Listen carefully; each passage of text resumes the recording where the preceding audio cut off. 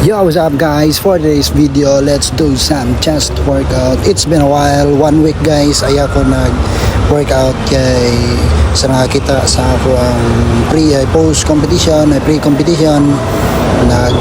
Guys, problema ta sa atong shoulder and sa atong chest. So karon recover sa ta. First atong buhaton guys is mag bench press, which is gaan lang sa gid ta. Then let's focus sa gains and hopefully ma-improve ato ang chest next year for another competition. Next, the picnic fly. Nagmay lang gyapon, ninayon na nato guys, bira-bira. Ano lang, ay dut na. Lang slowly but surely to para maano na to ang gains good. Katulad din nato guys is since ang problema nato is atong shoulder man, so lalayan lang sa good nato ni itong upper chest man itong problema, lalayan lang sa good nato ato ang workout karon.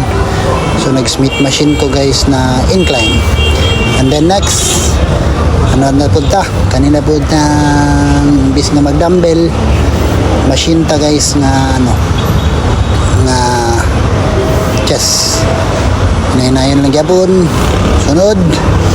Oh, di ba gwapo kay mbyo no.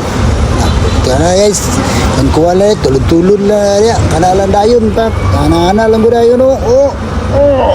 Mo rin ang last guys. Atong develop gyapon nato ang lower chest. So hinayin lang gyapon nato na guys. Focus gyud ta gayo sa gains guys pa. Squeeze gayo tapos binat. Oh, mo na rin na guys. Bye-bye. Thank you.